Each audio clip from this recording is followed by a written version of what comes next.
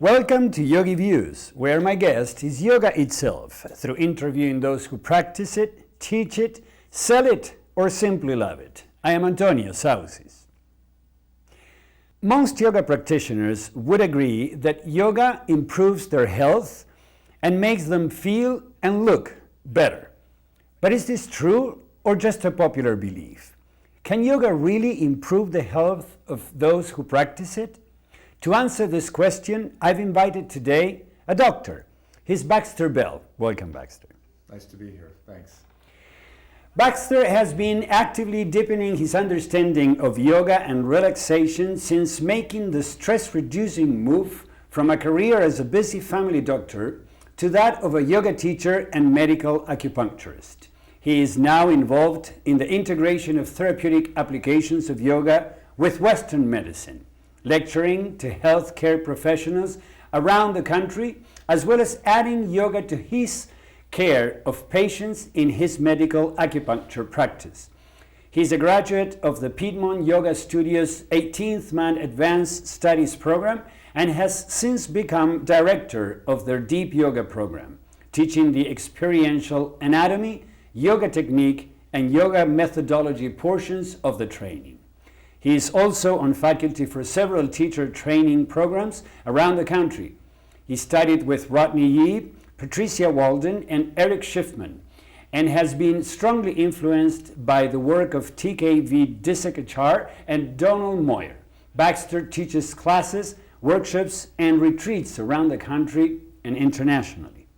It's somehow more common to associate some of the asanas or the physical aspects of yoga with healing. But as we were discussing earlier, yoga also includes breath work and meditation and other aspects. Are those other aspects healing as well? Very much so. An example for you. I spent some time up here in Northern California in the town of Petaluma, just up the road from you. And I would go up there twice a week to work in an office and do medical acupuncture. And that simply means I'm a physician who's done postgraduate training in acupuncture to be able to offer that as a tool to my patients here in California. So I'm at the office and mostly I'm doing acupuncture, but my partner there knows that I'm also a yoga teacher. He's a physician and he's attended my classes when I've taught at workshops and retreats and stuff. And so he sends one of his patients to see me because of some chronic pain issues.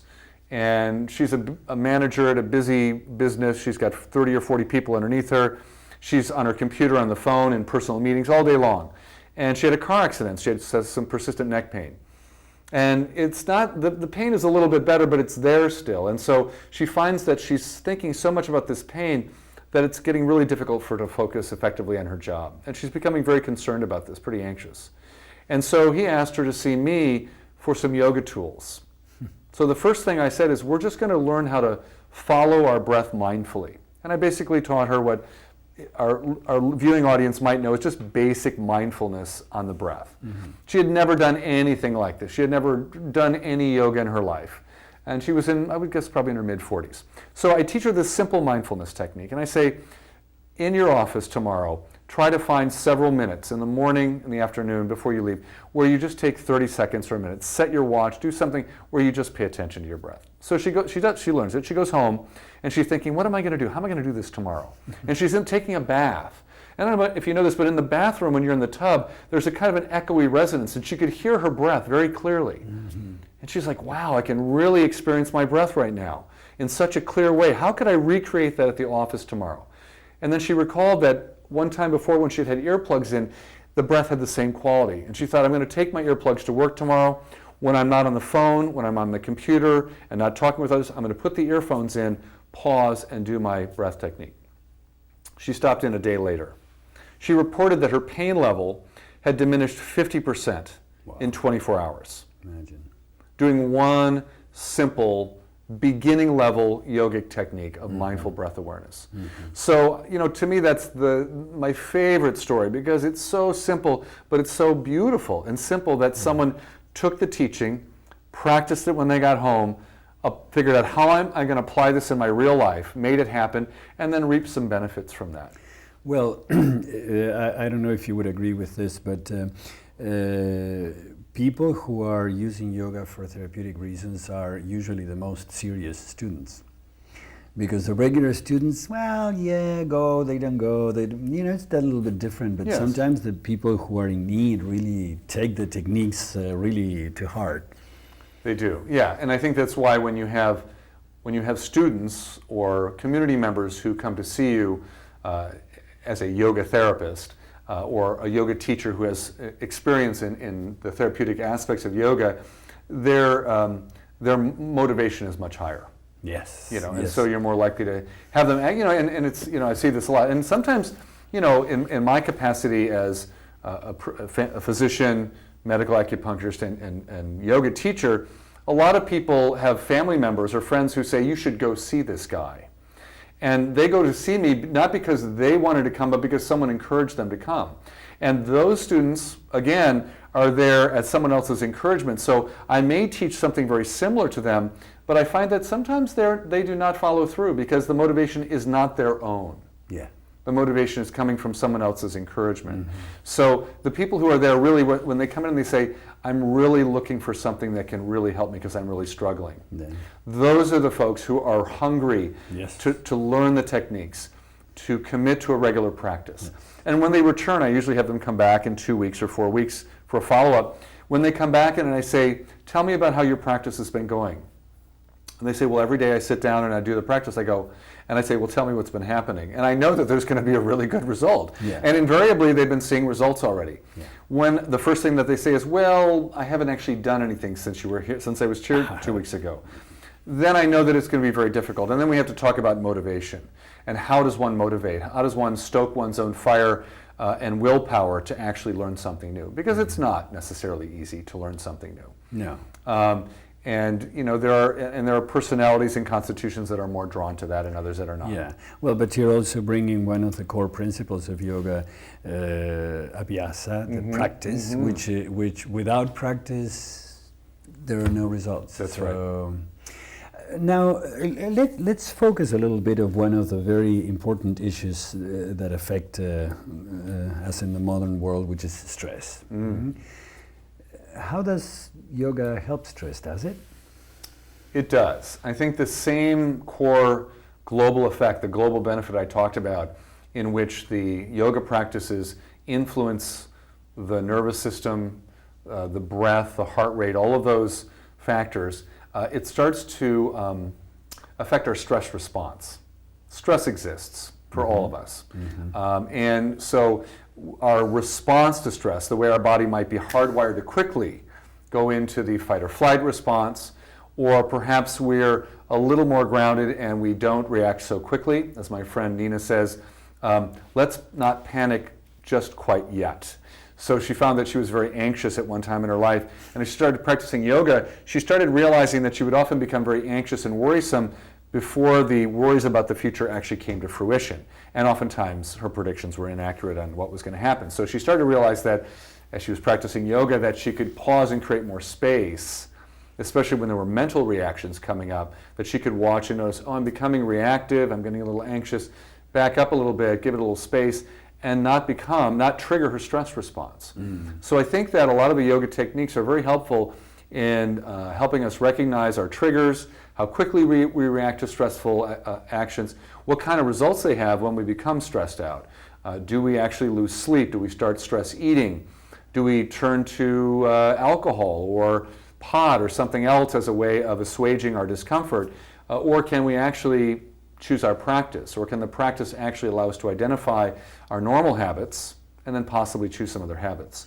So I think that's a very powerful way in which yoga influences stress. I think stress is inevitable.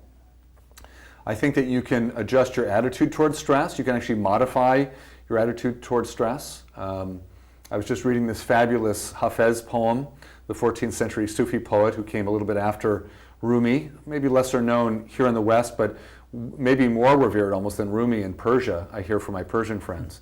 In which he was talking about this idea of, that the person who's actually immersed in the truth sees every moment as the ultimate moment of creation, that whether it's good or bad, pleasant or unpleasant, tragic or joyful, that the person who's immersed in truth actually has the perspective. I think it's the perspective to say that every moment has a quality of perfection in it.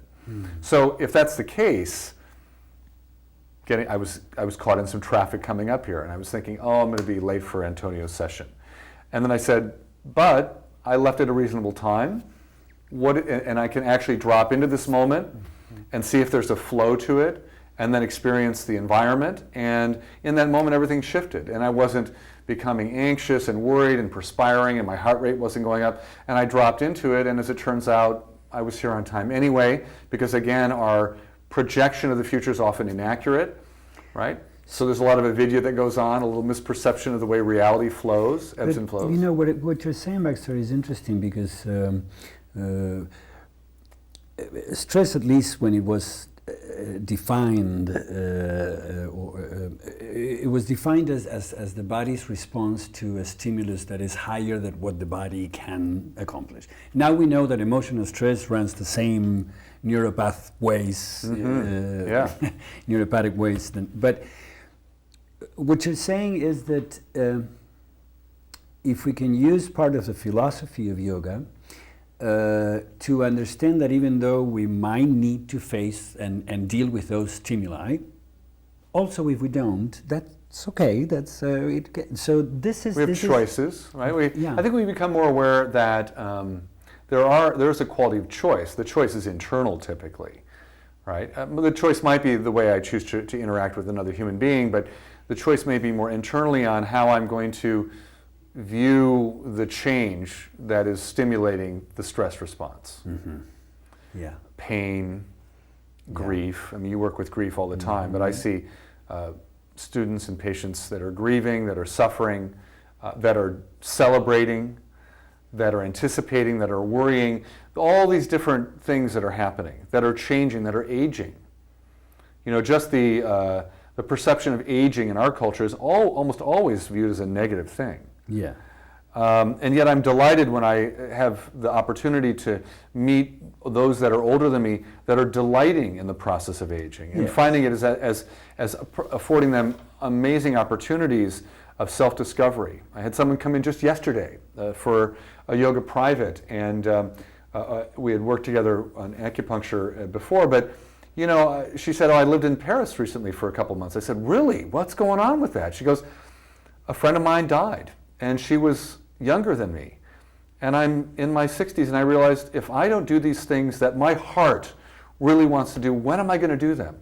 And so she just sold her house, put everything in storage, lived in Europe for several months, lived in New Orleans, had friends in these places that she could reconnect with. And she said, you know, my life is really so amazing now. And it's so different than it was 2 years ago before this loss of a dear friend of mine shifted my perspective about aging. And suddenly, she's having physical stuff happening. She's still contending with the fact that the body, for all of us, is going to get old and sick and die. I mean, that's not fun. That's not fun. But at the same time, there's other possibilities as well. There's a great little post that Jill Satterfield just did for us on my blog, and Jill's just moved out here from New York City, and she's taught at Spirit Rock for I think many years. And she was talking about people who claim that yoga can heal everything. And so we gave her this little platform to rant a little bit. It's a really good rant. But she says, you know what? Yoga doesn't heal everything. And you know, sometimes, as we were talking about, it's going to be helpful sometimes, but not always. And even saying to people, practice every day the right way and it's going to have fruits is not also always going to be true. So, you know, I think that the other philosophical little kernel that I love from the Gita is the one that says, you know, give yourself fully to whatever you're doing. Do it with great passion, care about what you're doing, but have little concern for the outcome of success or failure, which in the West is really hard to deal with because it's all about success here. Right? Which is the second most important concept in yoga, unattachment. Yes. So the vairagya, those are the two most important concepts: practice and unattachment. So obviously, to be coherent with your view of the work and of yoga, you're applying the philosophical concepts, to the practice. Now, Baaxter, how are you received with this? Well, you know, it's interesting. I feel like I've been pretty fortunate. When I first started teaching yoga back in 2000, 2001, I traveled back to the Midwest where my practice was, and I offered a workshop at the hospital where I had admitted patients for 10 years. So I was on staff there. Everybody knew who I was. I was a busy family doc, and the specialist knew who I was because I referred my patients to them all the time. And you know, I had a small but delightful turnout of people that knew me pretty well. So some of my partners in my practice came, and a few other folks in the community. It wasn't a huge turnout, but they were very interested in what I had to say. Now, did that lead to them diving into yoga as a personal practice? Probably not. I never heard back that that was the outcome. Nor did I hear them referring to yoga practitioners in the community. But it was a first step for me in sharing this practice I was falling in love with and the potential I thought it might hold for healthcare to the community that I used to work in. Since that time, as I've traveled around the country and around the world, presenting workshops sometimes on therapeutic topics and sometimes not, sometimes just general topics on yoga, I'll often have physicians that will come and attend because they're kind of intrigued that here's a doctor who's teaching yoga. Correct. And we'll often have conversations before or after class. And you know, invariably, what they tell me is how they struggle to maintain equanimity as they try to practice modern medicine. Mm-hmm. That they're really feeling pushed and pulled in all different directions. That they have very little time to nurture their own souls and have enough time for their family and their community. And they're wondering how I made that change. How could I give up what I had and move to this, and was it working out okay? So it's an interesting conversation. And then they're also curious about deepening their own exploration of yoga and whether that might lead to a shift in how they treat patients and how they work, and could yoga fit into their work in some way. And then in the last couple of years, just in the last 2-3 years, I've seen a few more physicians entering into yoga therapy training programs and taking my teacher training programs just to learn the basics of teaching yoga. I've had physicians, physician's assistants, chiropractors, physical therapists, all going through the trainings, which has been delightful because they bring that expertise into the classroom with all of us, and that adds a lovely flavor to our learning process. Yeah. And how about the patients? The patients, so you know, I have people that sometimes come to see me for acupuncture who may not know much about my yoga practice. Most of my patients do know that I also do yoga. So I think for the most part they're very interested and very open to it. And oftentimes the folks that come and take class with me ultimately ask to come and see me privately. And they have something going on, be it a physical issue that's arising or something else going on with their health that they're hoping that I can help work with them. So, you know, there's a receptivity there. And what they often express is they often say they're so delighted that they can actually visit with someone who has some grounding in Western science and medicine, has explored a little bit of the Eastern study of acupuncture and yoga, and can bring those together for them. So they seem to be very pleased that there's someone who can do that. Now, in Northern California, we live in a rich area in terms of experience, so I'm certainly not the only person that brings that to the table. No. But you know, I think that as time goes on, we're probably going to see people with more cross-training being able to offer those kinds of specialties to people. Yeah. Now, you teach in several yoga therapy trainings. I do. How do you think that's going? Well, you know, it's going well as a trend. There are more and more yoga therapy programs popping up all over the country and internationally as well. As we both witnessed in Austin this past June, you know, the first 12 schools were certified by the International Association of Yoga Therapy based in the US. They were given the green light that their program met the credentials or the curriculum requirements of that organization. So, you know, things are moving along. There are more and more training programs. They're now getting credentialed, and people are going to start graduating because there have already been programs that have been teaching 800-hour programs or 1,000-hour programs to people. The big challenge is that you can go through an 800-hour program and still not have very many clinical hours of experience underneath your belt when you're given your diploma. And it's the same situation that arises when you finish medical school. your last 2 years, you are in the clinics. But you finished medical school after 4 years. 4 years. 4 years. And I don't know how many hours that was, but it's 4 years no full one time. counts hours in those. Yeah, no, it's just... Which is a little bit what happens in some of the yoga therapy trainings in India. Yeah. Which they're You're not there for counting years. hours. Yeah, you're there for 4 years. years, 5 years. And just studying Sanskrit can be like that in India also. A friend of mine studying that now. So yeah, you know, it's so there's a gap, I think, that exists right now that the community is going to have to figure out, and that is, how do we give good clinical experience to those that are graduating or in their training, so that when they actually do start working with others, they have a little bit of experience. Yeah. You know, the purpose of my family practice residency, which was 3 years long, after 4 years of medical school, was that for 3 years I would actually be doing things that family doctors do every day under the guidance of someone more experienced than I was. Yeah. And that, you know, I would have more and more responsibility as the 3 years went on, so that by the time I finished, I felt fairly comfortable dealing with the most common issues that a family physician deals with. Yeah. And so I think that we as a community of trainers need to be thinking about, how do we create those kind of clinical experiences for teachers completing programs that are called yoga therapy training programs. Yeah. I think it's a gap that has not been filled and figured out yet. No. Well, but on the other hand, I am afraid that something similar happens with yoga itself.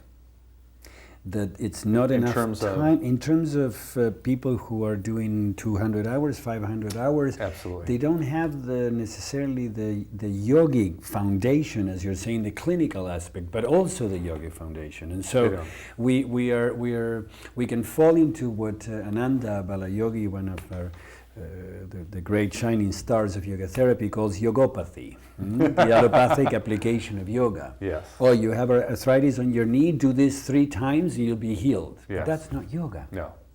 No, it's really introducing people to a lifestyle.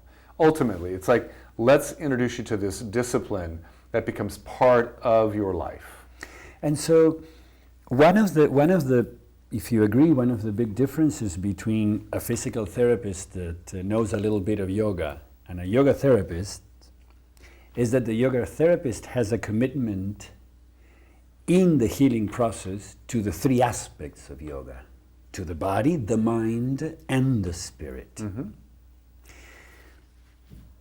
Do you feel that's happening? Do I feel it's happening? I see glimmers of that. What I was interested in getting ready to come and speak with you today is I decided to read through several of the articles in the magazine that's put out by the IAYT 3 times a year that Kelly Birch is the editor of. And you know, it was interesting as I read the articles that were all kind of on therapeutic topics, yours on grief, Shelley Prosko had an interesting article on low back pain, is that no one was actually giving a prescription of how to work with grief in a prescriptive fashion. No. They were talking about deep listening, about an allowing, about a recognition of complexity, about meeting the individual where they are, and really not just guiding them through low back pain, but really concerned about their overall development. Mm-hmm. So that was incredibly encouraging to see, at least in a publication that is representing the idea of yoga therapy, that we aren't getting to the point where it's spotlight on arthritis, and then, you know, these are the 3 basic protocols that everyone can apply to arthritis. Mm. That, you know, fortunately I'm not seeing that happen, and so that's a positive, but I still think there's a gap, and as we both experienced, a lot of people that are trying to come out and call themselves yoga therapists are hungry for protocols, and this happens all the time as I teach in these seminars. Is I try to give a conceptual way to think about the endocrine system, talking about it from a physiologic standpoint, how it might affect the energetic centers of the body, on the subtle level of pranamaya, how it might affect the mind functioning, so the endocrine system comes out of balance. What are the common psychological ramifications, such as anxiety and depression in those with hypo or hyperthyroidism, as an example. But I'm not going to suddenly then say, and this is exactly what you do for that, because there is no exactly what you do for that. No, you can apply a yogic perspective of the 5 mayas. You could apply the perspective of the nadi energy flow. You could choose to approach how you might work with a client in any number of ways. And fortunately, entering from different ways often affects the whole system. So that's one of the beauties of yoga, and why my friend Susie Amendola, who's out in Nebraska and has been working with Dean Ornish in their heart health program, teaching the yogic aspect of their stress reduction plan, says, you know, I don't know why we have to even talk about yoga therapy. She goes, yoga is therapeutic. Yoga in its totality has a therapeutic quality. So again, not so reductionist, but really expanding it out and saying, let's experience yoga. Let's experience it on all these levels that you just mentioned, on the physical, on the mental, emotional, on the spiritual. And let's keep that all in mind as we experience it. Would you agree that while that is true, it's not specific? This is a little bit like all talking is therapeutic. If you want to solve your life, don't go talk to the florist in the corner, because it's not going to happen. Not all talking is therapeutic. Not all talking. Right, so not all yoga is therapeutic. Yoga can be therapeutic, Yes. but you must be Yes. somehow careful. Now, Yes, absolutely. when there was a huge infection in the world, then antibiotics showed up. Yes. What is making yoga therapy show up now? What do you think is calling? I think it's I think one potential factor. I mean, it's not the only thing, but I think it's I think people are yearning for both an inner connection and a connection to other that doesn't happen in most modern healing interactions. I have to say I've been very fortunate this week. I went to see my primary care doctor. So I just want to say that to the listeners out there. I'm a physician and I have a family doctor, and I go to see my family doctor about every year. So I went in for my checkup, and then I also asked for a referral to see a specialist about something that I just wanted to get checked out. And I have to say I was very pleasantly surprised that they weren't in, because they all have to do computer charting now. And I've had other bad experiences where the physician actually never looked up, never even said my name, and was just putting information into the computer as they asked me questions, very rarely even looking my way. And I even had one experience when no one actually laid hands on me. This was a couple years ago. But I have to say this week that my 2 doctors were excellent. But I think that many people are not having those excellent experiences. And so they come to yoga, they hear it's good for you, it's good for your health. And suddenly they actually do feel better. They actually feel better at the end of the practice. And if they have a really skilled instructor, they have a connection that gets established very early on. And they're seen and acknowledged as a human being that's important. And that's therapeutic. And so I think those 2 simple factors of experiencing something that actually makes you physically and mentally feel better in your own body for the first time maybe in a while, and also connects you with other, are extremely powerful. That I have to say I agree with you, Baaxter. And I would have 100 more questions for you, and I'm sure you would have 100 more responses, but our time is up. I want to thank you for having come to the show today and for share your wisdom and your experience with you. And I hope to have you here some other time. It would be lovely to have another conversation since we just got started. So thank you very much. Sure, namaste to you. I hope you like our show today. And if you care to let me know, shoot me an email at antonio@yogiviews.com. I look forward to seeing you the next time.